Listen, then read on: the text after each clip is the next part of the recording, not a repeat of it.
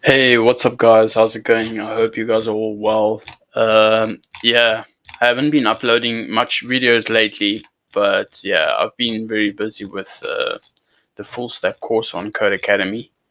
So yeah, I've just been going through it again, and this is the advanced JavaScript, the Lodash project, and yeah, it's basically you need to create an object, and then within that object you have different methods, and the methods are separated by ordinary comma.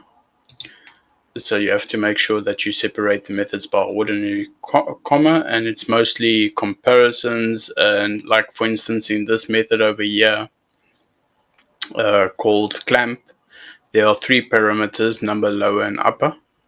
And then within the method, I've defined a variable lower clamped value and set it equal to math.max number, comma, semicolon, lower, and then another variable right underneath that clamped value equals math.min. So basically, if we've got lower clamped value and upper, it's going to take the upper. So if lower clamped value, for instance, is 5 and then upper is 6, it's going to take math.min. It's going to take the lower value, which is 5. And if, for instance, in lower clamped value in math.max, if you've got the number 2 and by the lower, if you've got the value of 5, for instance, it's going to take math.max, which is going to be the maximum. It's going to take 5. So yeah, it's a really, really long project. It really helped me with my problem solving skills. Yeah, I just completed the last bit over here. And this is basically how you test your methods. So like this very last method over here, chunk, the chunk method. As you can see, it's separated by a comma here. Let me just space it out a bit. And then it's got two parameters, array and size. And then if size is equal to undefined, then size will equal 1. And then just outside the body, I created another variable, array chunks, and set it equal to an empty array. Then started a for loop, let counter equals 0, counter smaller than array.length, counter plus equal size, let array chunk equal array.slice, counter at counter plus size.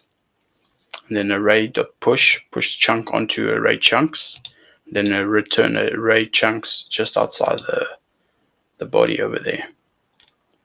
So yeah, in order to test this function, let's just quickly, in order to test this method, let's just quickly clear this. And I'm going to run node test.chunk.js. There you go, it's passed all the tests. So with each method within the object, this is how you test each method to see if it's working correctly.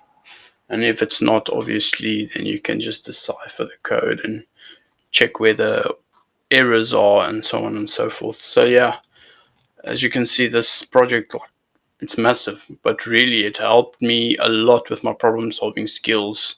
And I'm most likely going to come back to this project and do it over and over again, just to improve on my thought process. And because my thought process is different, as you can see, there's 43 instructions within this Lodash project. So yeah, there's a lot of work here.